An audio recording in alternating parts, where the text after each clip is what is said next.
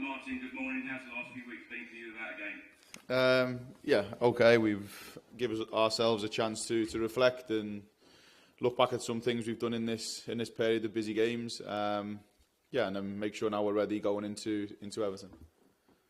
Martin, is there any updated team news at all? No, not much from where we was. Obviously, Drew's back. Ella Morris is in full training, but this maybe game comes a little bit too quick for her. But she's training fully with the squad now. So apart from that, I think we're as we are. Back at the Tottenham Hotspur Stadium, of course, on Sunday. What have you made of Everton so far this season, and particularly the last 3 WSL games that they've all won? Yeah, I think they've done really well since obviously a change of manager in Scott, and I know Scott quite well from my time at Everton. Really good coach, a really good person, and he's made an instant impact there. They've had 2 from 2 under him. Just come up short in the FA Cup against Liverpool. In the league, if you're putting their games back to back, they are 3 from 3 and dangerous team. Don't concede many goals. Very good with the ball, very direct on transition, but very hard to break down with a very rigid structure. Martin, I suppose in the last 6 games of this WSL season, I suppose the message from you to the players is to try and get as many points as possible to try and get in that top 3. That is, of course, still possible, but 3 more points this season will equal the club's record in the WSL. You must be very proud of that. But it also sets a very high bar for next season. Yeah, it does, definitely. And definitely with you lot, it definitely does. We just have to make sure that we try and build performance. This year's, Chris, is about building foundations that you can build a team from. And then going into the further years about the growth of the team, sustaining it, becoming part of that elite group in those years ahead. We've done well. We've pushed boundaries that maybe we didn't think we could push as much, but you have to make the players believe that you said we're 3 points adrift of equaling the points total for the club in the Super League, and there's other parts that objectively that we're looking at in terms of goals scored, clean sheets kept, and so on. So there's so many other objectives and stats that we're looking at that can push ambition, push motivation in the group. I'm proud of the players and staff. They've done exceptionally well. Martin, many congratulations on the award, the WSL Manager of the Month. Now, I'm going to quote Andy Rogers in a recent interview. He said, "We believe Martin is absolutely what we need. I won't swap him for anyone." It must be very nice to hear that from the Managing Director. Yeah, and the award's it's for us. And say us meaning it's for staff, for players, for the team, for the club. It's not just for me. I'm not just the one who does the work. And I make that very clear. And nice words from Andy, Managing Director. I work very closely with him, and he's very, very, big advocate for women's sport and women's football and for this team, and especially the club with how long he's been here, and he's constantly pushing for us to make sure we can be better. He's constantly challenging me, and it's nice words from him about myself, but I probably have more than enough words to say about him on a positive note. Can I ask you about the journey and how exciting it is for you as the Spurs Women manager? Because Andy also spoke out about wanting to constantly be in the top 3 in the WSL. He wants to challenge for the WSL title. He wants to win trophies. So how exciting is that for you to hear that? Yeah, of course. You wanna be part of something that's ambitious, Chris, and something that's got people around you with the same drive, the same ambition, the same desire, and you're all working towards the same common goal. And if you're doing that, you probably give yourself the best chance to be successful. And having someone like Andy around, his work ethic is infectious on not just myself, but everyone around us.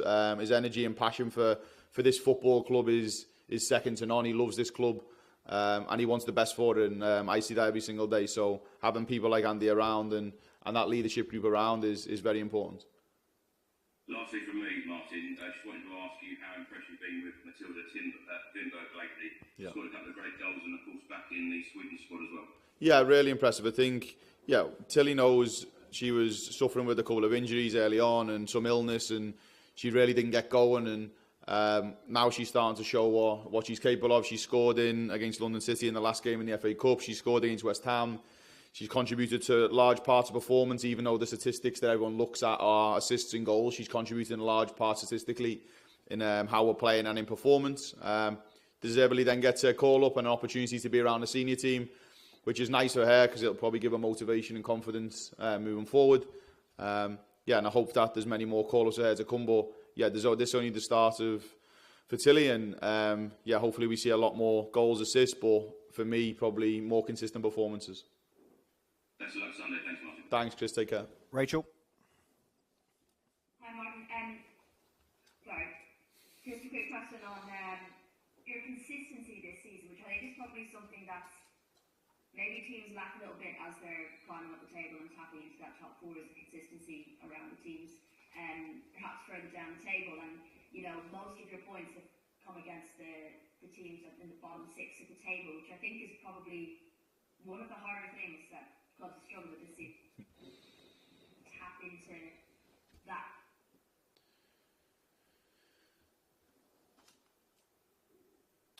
Okay, we've just lost you, Rachel. I think we've got the gist, though. We're talking about consistency. Yeah, I think if you're looking, like you said, the points come against maybe teams that are below us or teams that people would see that we're competing against, Rachel. It's not to say that we haven't performed against the teams above us, because we have. I think we've grown in performance in those games. We pushed some of those teams really close. But I think it's not anything we're doing differently compared to what we do against any other team. We prepare for every team the same way. It's more just you go into games and you know that maybe the level increases when you play against certain teams. You maybe get more motivation and more drive when you play in these big games. But I think we've been against those top teams, we've built on performance, and I want to make sure moving forward we can continue to do that. But it definitely takes a little bit more from us as a group to get over the line in those games with the teams above us. And I think we just need one of them to fall our way. And once it falls, I think the players will grow in mentality from that. Okay. Yeah. No, you're good. You're good. Rachel, send them through if you'd like to. Meanwhile, we'll just move to Helen. Hi, Martin. How are you? Good. How are you? Super duper. Well, kind of. Sorry. You made me laugh. So it seems to me the secret of Spurs is you've almost had like 2 seasons so far, because you had such a good transfer window after Christmas. And the word kept coming back to me, flexible, that the team is very flexible, not just the ones on the pitch, but when you bring them off the bench as well. Yeah, I think it's probably a big part of the DNA in terms of how we want to look with the ball and the way I want the team to look, Helen. I want us to be hard to beat, but with the ball I want us to have more fluidity. I'm probably a little bit less predictable with how we look. And having the players, that's what I'm big on, the flexibility, is the players that come in, like you said, no one's profile is the same. So it becomes probably a little bit more unpredictable when they come on the pitch against any opposition, that they can't expect the same kind of traits. But I think we've been a lot more fluid. I want us to be a lot more fluid than we have been in the last few games.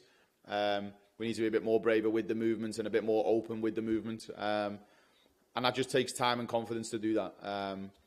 But actually, I think we're in a good space. We have a clear identity of how we want to look and play in both our half and their half, and some of the clear characteristics and concepts when we play in game are there to see. It's just going to take some players who may be coming in this January and do a little bit more time to adapt. Before I ask you about Everton, have you already started to plan for the next transfer window? You know, the sort of players you still think you might need? Yeah, you're always planning ahead, and I'd like to think we work a window in advance, definitely with the preparation going into that window in terms of the analysis on players, the statistics on players, the areas we feel we need to strengthen. So you're always ahead of the curve, and we've already started to do that. But what I don't lose sight of is the day-to-day work we're doing with the group of players, every game that we have every weekend. I have wonderful staff around me that enable me to focus on my job, and they focus on that sort of work for me away from here with the recruitment. And I just input when I need to do it. But yeah, we're well ahead in terms of where we want to be, and we're looking into this next window, really positively on the areas we need to evolve. We just spoke about this amazing run. It's only a mini run, but it is still amazing when Everton have had such poor form before. But you mentioned that you know Scott quite well. And what difference do you think he's made in terms of the tactically? Because it feels that they're playing in a slightly different way, albeit they've now got quite a lot of their players away at the Asian Cup.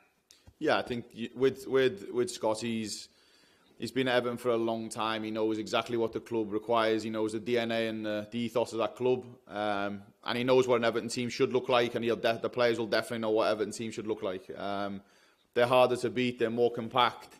The distances are a lot closer defensively when they play. And then with the ball, they've still got the fluidity and bravery to go forward and be direct and really exploit those spaces higher up quickly.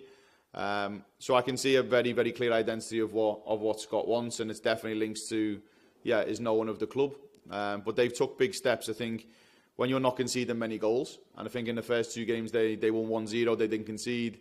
It's the sign of a team that's actually defending really well. A team that actually on the other end of the pitch can go and convert. And we know in both phases with the ball we're going to have to be very, very good, Helen, to break them down and be patient with that. But off the ball we're going to have to be even better, because even their open play structure or their transitional play is very, very good. And I just mentioned that they've got a few players away. Obviously you've got Koga and Hamano also doing well. So I mean, have you factored in their absence? Yeah, you obviously try to look at what players may play against you and what threats the individual players and then collectively they pose. So we've looked at those situations, but what you never know is when there's so many players have come out the team, and the team that's going to play you is going to look different. You don't know who's going to play where. So it's more trying to just pick up what they do from a consistency perspective with their patterns and how they move and how they play, and trying to defend those situations, and then looking at the individual players when we get on that game day of what the threats they pose. The last one is all the stuff that's going on with Spurs men. I know it's kind of chaos with a capital C. Does that feed down at all into the way that you're able to function, or is it completely separate? No, completely separate. Yeah, we're operating as normal. I've felt no different. I have really strong support and communication with the leadership group around me. And we're in a really good place. Nothing's changed, and we continue to push and support the men's team as we always will. And I go to the games and I make sure that we do everything we can. And but nothing's changed for us. Brilliant. Thanks so much. Good luck at the weekend. Thanks, Helen. Take care. Dan Pentland. Morning, Martin. Hope you're well. Obviously, the next 4 games are kind of, Everton won't be easy. You've got those three really tough away games after that. So, in terms of kind of planning for the future again, kind of what learnings are you hoping to get from those games, and how much of a kind of a yardstick is it in terms of where you are at the minute? Yeah, you want to, in these games now, we know we have between 7 and 9 games. If you progress through the FA Cup competition and go all the way, we know there's still a bundle of games that we need to be competitive in. We want to continue, Dan, to build on what we're setting out this year, to make sure there's very clear structures and foundations in place, so when we move forward we know what's expected from a bare minimum, and then we can build the layers on top of what will make us a different team and a more productive team.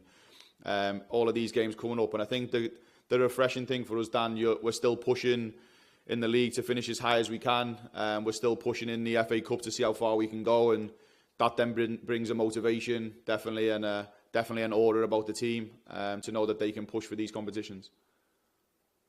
And just one final one about you personally, I suppose. Obviously, Everton again, you beat them away earlier in the season. Kind of reflected on that, does it mean that kind of little bit extra to you to kind of beat them? Obviously a former player. No, I think I have so much respect for that club, as I've said before.